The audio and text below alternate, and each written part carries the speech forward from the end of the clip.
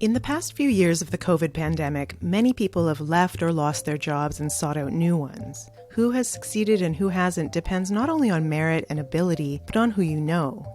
And who you know typically reflects your gender, your race, and other influential differences that in policy terms have come to be known as markers of diversity. We also live in a time when organizations are more aware of this than ever before. They're implementing diversity, equity, and inclusion initiatives, and they're listening not only to current employees, but to market and management research that shows a more diverse workforce benefits both the organization and society. Welcome to the first Delve podcast of 2023. The Delve podcast draws real-world insights from new management research at McGill's Desautels Faculty of Management and beyond. If you'd like to listen to past episodes of this podcast and read feature articles, go to delve.mcgill.ca. For this episode, I'm your host, Robin Fadden.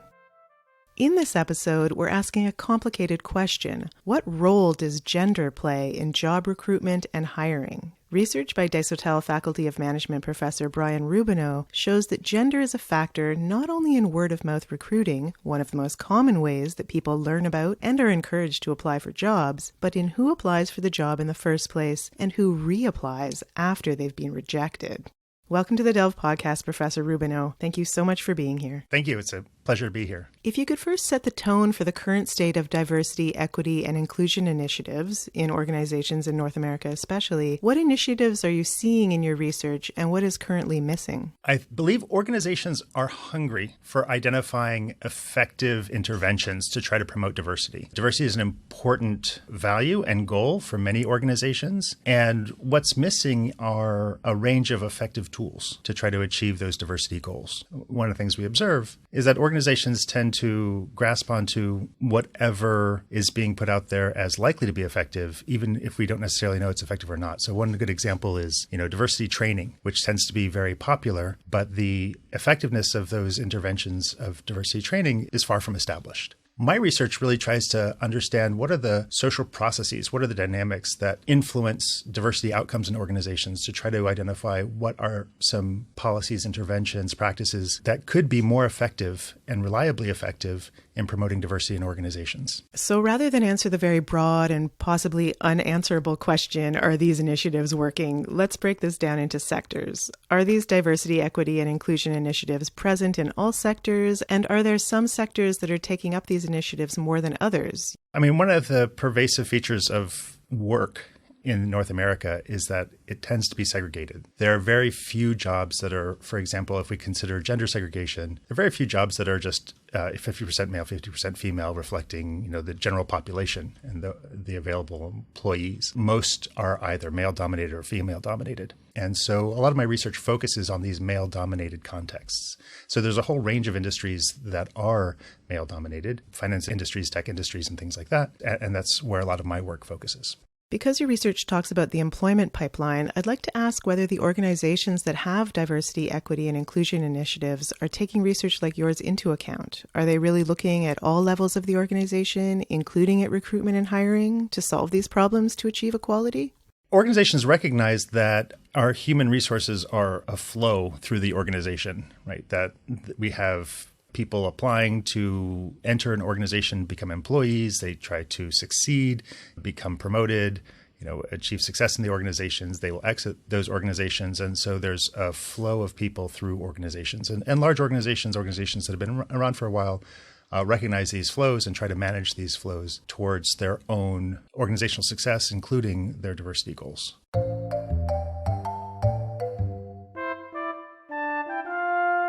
In your research paper, Network Recruitment and the Glass Ceiling, you and your co-authors show that a big part of increasing diversity, equity, and inclusion at work is how people become aware of job positions in the first place. Word of mouth is one of the main ways that people learn about jobs. But what does word of mouth look like in the real world of job recruitment? Word of mouth is the primary way job seekers connect with employers in the labor market. And this is true in the United States, North America, broadly. It's both the most common recruiting approach that employers use. When there's a vacancy, it's very common for employers to ask their current employees to try to identify good people that would be able to fill the vacancies that organization has. In addition, it's one of the most common search practices of job seekers. In addition to going to online tools and things like that, job seekers will also talk to their contacts, their own social network, to try to say, who do you know that's hiring? What jobs are available out there? And use their contacts to try to identify these opportunities. So it's the most common form of job matching that exists in the labor market. Now, this common form of job matching has some important consequences because one of the things we know, one of the most reliable findings in social science, is that our social contacts tend to resemble ourselves along many different dimensions of similarity. Gender, level of education, race, religion, language preference, a whole range of dimensions. Our social contacts tend to be similar to ourselves. And so organizations that use word of mouth practices to try to fill their vacancies, which again is one of the most common forms of recruiting, it has obvious implications for diversity. I can see how that could have either negative or positive implications depending on the composition of a workplace. But what does research, including your own, show about the current impact of word-of-mouth recruitment on diversity? The assumed relationship does not actually hold. So for a long time, the perception was that, this was the old boys network, right? The idea that if you have, say, mostly men in an organization and you have word of mouth recruiting, that they're going to replace themselves with mostly men. Now, that tendency is there. And actually, in the 1970s, a scholar named Rosabeth Moss-Kanter, who's at Harvard Business School, coined the term homosocial reproduction.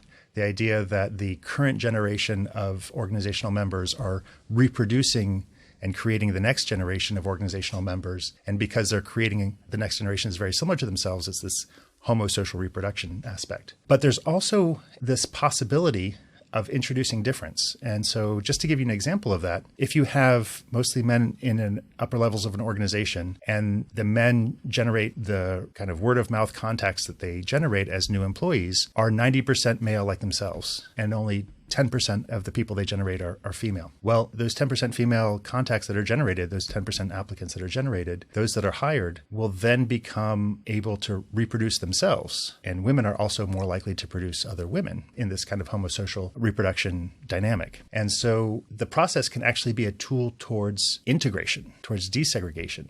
One of the insights of my earlier research was that if you can get underrepresented groups to refer, we call the word of mouth recruiting sometimes referrals and referring. If you can get underrepresented groups to refer more, then you can turn this reproductive process into an integrating process so that an underrepresented group can actually become more integrated and you can desegregate a workplace that way. And so that was one of the insights of my earlier work. And since then, a number of organizations throughout the US, actually Silicon Valley has adopted this to quite an extent, also in the banking industry and elsewhere, have tried to use referring policies to try to promote diversity in the organizations. And that was an innovation coming out of this research that started probably around 2010, 2015. So many organizations have embraced using word of mouth recruitment as a tool towards achieving diversity goals. So it became a conscious choice of these organizations to recruit in that way and really build word of mouth into their recruitment and hiring policies as a tool to achieve diversity goals. Yet there are still limitations to this approach. In your newest research on women's underrepresentation in talent pipelines, what methods did you use to identify the limitations and what did you discover about those limitations? The initial work that I was doing to try to understand how word of mouth recruitment worked and how its relation with the segregation of the labor market and to try to identify these opportunities to integrate the labor market was done via a combination of mathematical modeling and computational modeling. The idea that word of mouth recruitment was this kind of homosocial reproduction process, I took that seriously, and we can study it as a population process. So we can look at it like an ecologist might look at dynamics of species in an ecological niche or something like that. And you could look at various reproduction rates. And so what I was doing, what my research did, was using mathematical models and computational models to look at these population processes to try to identify where are the opportunities to intervene, what are the levers that you can identify that could help promote diversity through word of mouth recruitment. And so a lot of this was kind of theoretical, initially identifying that word of mouth recruitment could promote diversity by encouraging underrepresented groups to refer more. As organizations started practicing these policies, then we went out, my co-author, Roberto Fernandez, who's at MIT Sloan, and I collected data from several organizations that were using word-of-mouth recruitment for their recruitment policies. Whether they were trying to use it to promote diversity or not was largely irrelevant. But we were trying to identify what the effects of the word-of-mouth recruitment were for the demographic composition of the organization, so we could follow some organizations over time and see what was happening.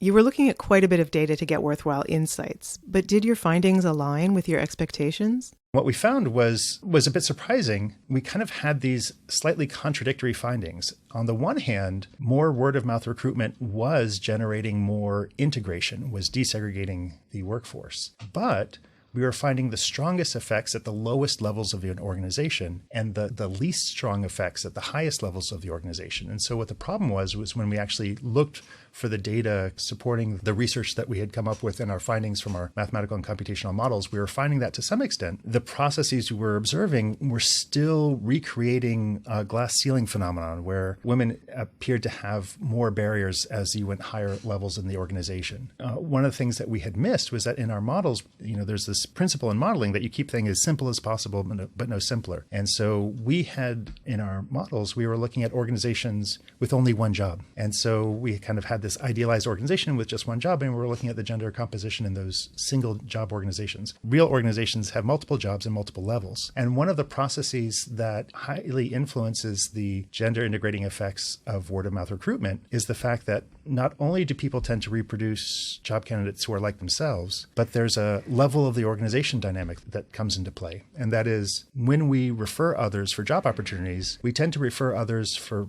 jobs that are at our level or below, and very rarely do we refer others for job opportunities that are at a higher level than our own job. And because we have this level-specific referring tendency, then the upper levels of the organization, which tend to be more male-dominated than the lower levels of the organization, preserve that male domination, that male overrepresentation. It's more enduring than it is for lower levels of the organization. So the integrating effects of word-of-mouth recruitment are strongest at the lowest level and weakest at the upper level. And so that revealed a limitation in the opportunities of using word-of-mouth recruitment to promote diversity, because it's going to work best for the lowest levels.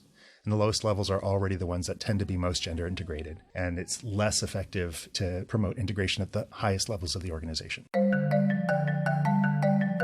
And the higher levels of organizations already have a problem with gender equality already. This is what other research has already shown, right? Documentation about who serve as CEOs, for example, of Fortune 500 companies have shown very few women. I believe the proportion is something around 14%. That might be too high. It might be 7% or something like that. It's extremely low. That's serving the CEO, and then you can look at the C-suite, and you can look at the top management teams, and you can look at upper levels of the organization. And it's still, women are far underrepresented relative to their capability, their presence in the workforce, their presence in those industries, the training and capabilities that they have. So yes, the upper levels of organizations tend to be more male-dominated. Is word of mouth understood differently when recruiting for these higher level positions? Is the recruitment process different at the executive level versus the entry level, even though people are still basically talking with each other about these positions? Since management studies is so interdisciplinary, it's using data to show the facts, but it's also shining a light on sociology and psychology around biases in the workplace. Why is it that word of mouth functions differently in the recruitment process for different levels of work positions? One of the questions is there more or less word-of-mouth recruitment at higher levels in the organization versus lower levels in the organization? And the best evidence is that it's present and important in all levels, but it might be present and important in slightly different ways. So it might be the case that word-of-mouth recruitment is actually more important at the upper levels, because in these positions where there are fewer positions, fewer opportunities that open up, and they tend to be higher paid positions of more authority and trust, then there's the desire to try to check references more and make sure that if you don't know the person you're hiring, at least you know the people who know them, right? And that can be even more important. At the same time, at these lower level jobs, entry-level jobs and things like that, a lot of times a referral provides a useful signal of reliability that can really distinguish between two otherwise very similar candidates. When you're looking at hundreds of applicants, a referral can definitely make a difference. People who get referred are far more likely to be interviewed for a position, and it tends to be a fast track to an interview. So it tends to be important across all levels of the organization, but how it's important can be different. So there's still a glass ceiling when it comes to executive positions and gender. How could the limitations of word-of-mouth recruitment be countered at an administrative level, whether through HR data or certain administrative processes? What does this show you about how the gender imbalance could be solved? One of the things it shows, and this is something to extent we knew before before this research also, which is the processes that create gender segregation and other kinds of inequality and lack of diversity in the workplace come from a wide variety of processes. And so there's not going to be just one tool that's going to fix it. So we need multiple tools. So I think word of mouth recruitment and the idea of trying to get underrepresented groups to refer more is one such tool, but it's incomplete. And we're going to need other tools so that integration and promotion of diversity at upper levels of the organization could also be robust, and that word of mouth recruitment is not going to be the only tool to achieve that. Word of mouth helps job seekers get the interview and get in the door to an organization. But before reaching that point, there are a few more barriers to overcome before even applying for the job. There are gender differences between who applies for positions in the first place, who gets rejected, and who resubmits their applications. You and your co-authors dove into these questions in a recent research paper, Reject and Resubmit. What did you find? Beyond the labor market itself, there's across a wide range of realms, there's this finding that when men and women seek a particular opportunity and they get rejected, men are more likely to try again for that same opportunity, and women are less likely relative to men to seek that same opportunity. And we've seen this in patenting applications. You see this in Kickstarter projects. I see this in grant funding applications. And we see this in the labor market as well. There was a paper even saying that, if college students fail a course, who tries to take the course again? We see this gender difference. And so it has an obvious potential implication for women's underrepresentation in these talent pipelines. Some colleagues and I were looking at this. Again, we were starting out with a mathematical model to try to understand the dynamics of these processes, to try to look for opportunities to intervene and what might the levers be. So one of the things we find is that this can be a contributor to gender inequality in talent pipelines. But one of the important enabling factors is because this is a gender difference following a rejection, the segregating impact of this process really only kicks into gear in contexts where there's actually a very high rejection rate, because the differences between men's and women's reapplication rates might be significant, but they're not huge. Let's say, 13% of men reapply and only 10% of women reapply. So there might be a significant gender difference, but it's not necessarily huge. And so only in contexts where you have very high rejection rates will this come into play. Now, one of those contexts where there's very high rejection rates is the labor market, right? For any position, rejection rates commonly exceed 80%, 90%. This actually can play an important role in contributing to gender inequalities and women's underrepresentation in work contexts, particularly male-dominated work contexts. Could you give an example of those contexts, such as whether this unwillingness to reapply happens across levels of an organization or whether this happens in different fields? The data we were using to validate our mathematical model, our labor market example comes from an executive search firm. So this was actually a firm that does basically headhunting for high-level management positions across organizations. The people who are applying through this executive search firm are accomplished managers across the board, and they're men and women. And the research found that once rejected for an opportunity and asked again whether they would be willing to apply for another opportunity, men were more likely to say yes, and women were less likely to say yes.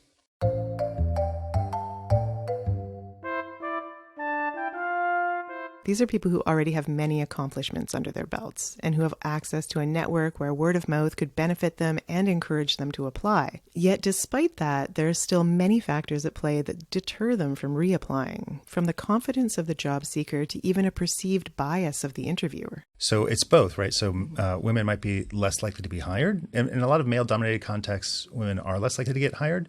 But one of the important things about this particular process is it doesn't actually matter if women are more or less likely to get hired, is that most of the people who are applying get rejected, and then more women than men are removing themselves from continuing in that particular talent pipeline. It's partly the odds, and if you reapply, your odds are higher for eventually getting the job. So knowing this, should organizations encourage women to reapply after rejection? If organizations have robust diversity, equity, and inclusion initiatives, should this be included as well? I'm so glad you asked that question, because that's one of the obvious first responses to this finding, that women are less likely to reapply than men. So a common intuitive response is, how can we get women to reapply more at the levels of men so that can erase that gap? One of the things that we find in our research, which was surprising to us and a nice opportunity, was that that may not be the best intervention.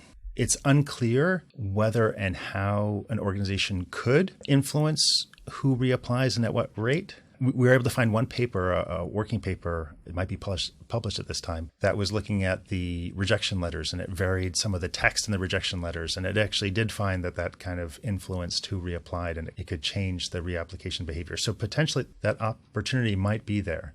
But one of the things that we find is that just by trying to do something like lowering the rejection rate, we had said earlier that this dynamic was really kicked off by high rejection rate contexts.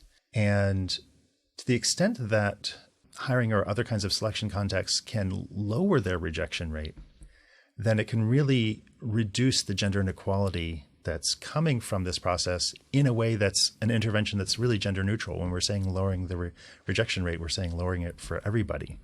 And so there's a question of like, well, how do you do this? Some of the contexts I was describing, so things like patent applications, Kickstarter, and grants and things like that, those selection contexts are already trying to lower their rejection rate across the board for everybody, right? The patent office is trying to give applicants information to make it the most likely as possible that their application will succeed. Kickstarter similarly tries to provide information and opportunities to try to make it the most likely that everybody who's posting their projects are going to succeed, to try to reduce the rejection rate across the board. In hiring, it's kind of interesting because generally you have a vacancy and you're trying to fill it and you want to have a lot of people applying. What are ways that you can reduce rejection rates in that context? One of the problems with the selection process in the labor market is that it can be very hard to identify good workers just from like a paper application, right? Just the information on paper. And this is actually part of why there's an AI revolution in selecting people. But what the research shows is that more and more, if you can have job samples, work samples, realistic job previews, or if you can have job tryouts, then you can increase the likelihood of hiring somebody good.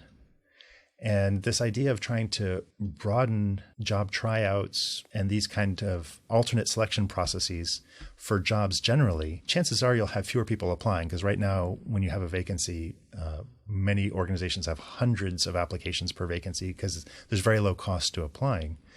You can just post your materials on a job site and it'll get sent to all the different job vacancies. If you're actually needing to do some kind of job tryout that requires you to actually do something and show up, right, it's going to be a smaller number of people. And that's an example of how you could actually both reduce the rejection rate overall, likely increase the quality of the decision-making in the selection. And so that can have double benefits for promoting diversity. That's an incredibly useful research finding. I'm wondering if organizations are taking new research like this into account in their diversity, equity, and inclusion policies. Should their policies be updated more regularly to reflect not only market changes, but research findings?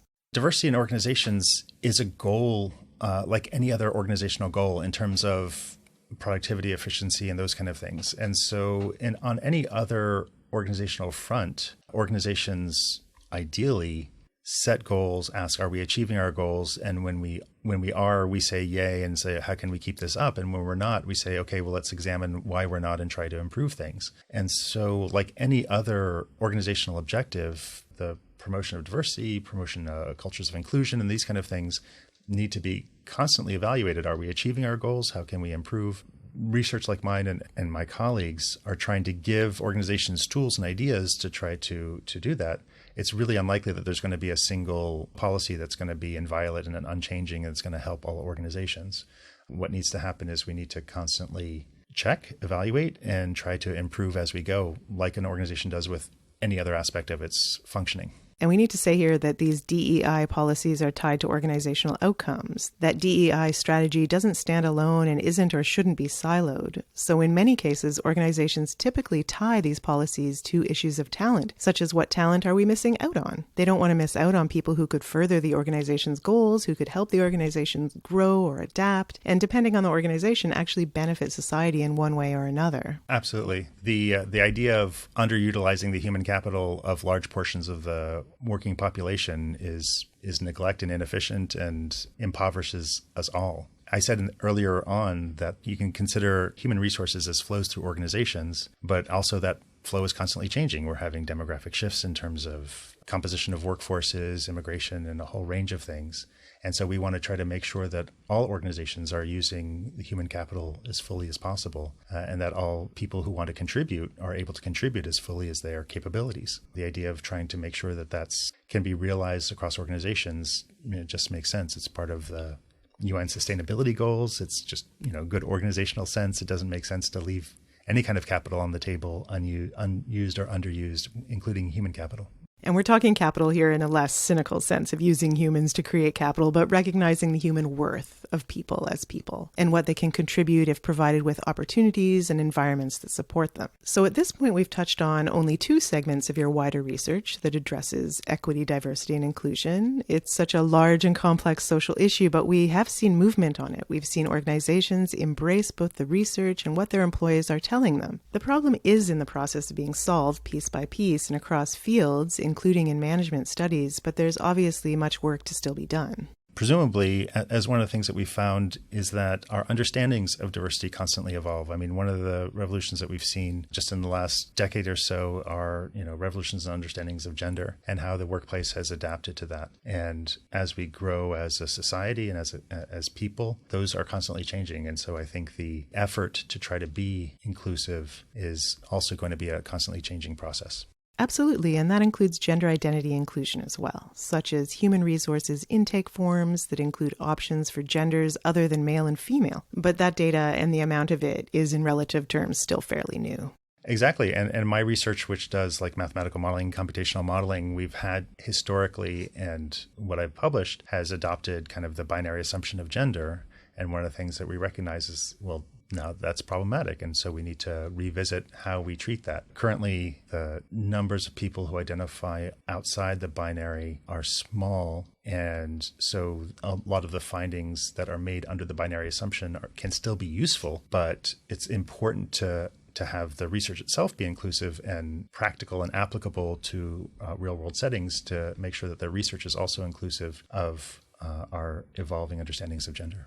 And that even though we're talking about changing the binary, your research is shedding light on the fact that we still live in that binary and in a male-dominated arena when it comes to hiring and promotions, even though much is being done and has been done by organizations to address those biases. Thank you very much for speaking with me on the Delve podcast about these issues and how management research contributes to solving them. Thanks so much, Robin. It's really been a pleasure.